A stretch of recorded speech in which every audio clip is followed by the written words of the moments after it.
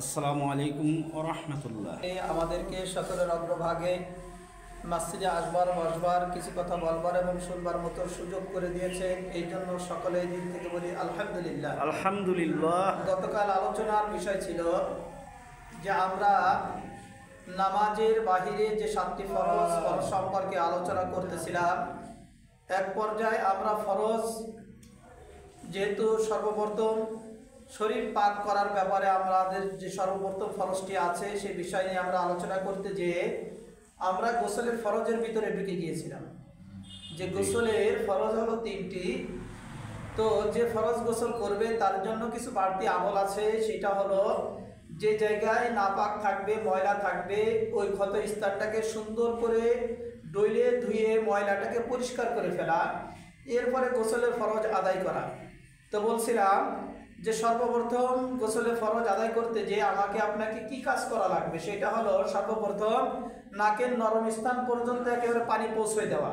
তো পৌঁছে দেওয়ার একটা সুন্দর মাধ্যম দিয়েছিলাম যে হাতের তালুতে পানি নেওয়া, নিয়ে নাকে দিয়ে সুন্দর করে টান দিয়ে নরম স্থান পর্যন্ত টেনে নিয়ে যাওয়া। দ্বিতীয়ত হলো একেবারে গড়গড় করে গলার যত তলদেশ আছে তলদেশ পর্যন্ত পানিটা নিয়ে যাওয়া। এই করতে করতে যতদূর যাবে ততদূর পর্যন্ত, মাহে রমজানের জন্য না, এটা মাহে রমজানের বাহিরে। তো এই গলা গড়গড় সহিত কুলি করে মাথা থেকে নিয়ে একেবারে পার তলা পর্যন্ত সুন্দরভাবে ডইলে সমস্ত জায়গায় পানি পৌঁছে দেওয়া। প্রতিটা পশমের গোড়ায় গোড়ায় পানি পৌঁছে দেওয়া ফরজ গোসলের বিধান। যেহেতু আমার কোনো জায়গা শুকনো থাকলে গোসল ফরজের যে কারণ আছে, কারণের ভিতরে আপনি যেতে পারলাম না, যেতে না পারলে আপনি ওই গোসল দ্বারা সালাত আদায় করলে সালাত হবে না। অনেক ক্ষেত্রে দেখা যায় আমাদের যারা মা বোন আছে তাদের পায়ে হাতে পায়ে নখ পালিশ থাকে। এই নখ পালিশ থাকা অবস্থায় যদি ফরজ গোসল করে, কিয়ামত পর্যন্ত ডলে গোসল করবে, নখ পালিশ থাকা অবস্থায় গোসল ফরজ আদায় হবে না। এই জন্য আমাদের উচিত হলো, আমাদের যারা গোসল ফরজের বয়স হয়েছে, প্রাপ্ত বয়স্ক যারা হয়েছে, তাদের কখনো হাতে পায়ে নখ পালিশ দেওয়া যাবে। যারা কিনে দেবে, যাদের টাকায় কিনবে, যারা সমর্থন করবে, যারা দেখে বারণ করবে না, সকলে কিন্তু সমান অপরাধী, কিন্তু তারা তো জানে না।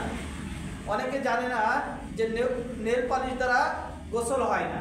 এই জন্য আমরা যখন জানছি যে নেল পালিশ হাতে থাকলে পুরুষের হোক মহিলার হোক কারোরই কি হবে না, গোসল হবে না। আর গোসল না হলে নামাজও হবে না। তো আমরা নামাজের বাহিরে 7টি ফরজ আমরা জানছিলাম।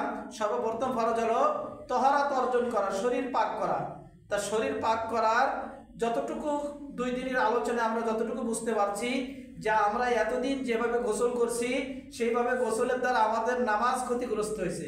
আমাদের গোসল মিন্দিতে সমস্যা নাই, এবং কি কলব যদি দেয় কলবেও সমস্যা নাই। কলব আবার 2 রকম, মিন্দি অনেক প্রকার আছে। একরকম মিন্দি আছে যেটা চলটা চলটা ভাব হয়, ওই মিন্দি দ্বারা গোসল হবে না। মিন্দির রস, যেটা মেহেদি বলেন মিন্দি বলেন, যেটা রস শরীরে টেনে নেয়, ওইটা দিলে গোসল হবে। দাড়িতে দেন, নোকে দেন, হাতে দেন, পায়ে দেন, যেখানে দেন সমস্যা নাই।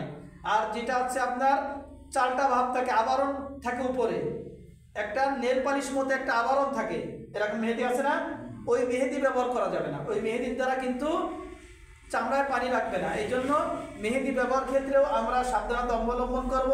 কলব ব্যবহারের ক্ষেত্রেও আমরা সাবধানতা অবলম্বন করব। কিছু কিছু কলব আছে তাতেও সমস্যা আছে, তরালো ওইটাই টেনে নেয়, ওটার উপরে একটা আবরণ থাকে।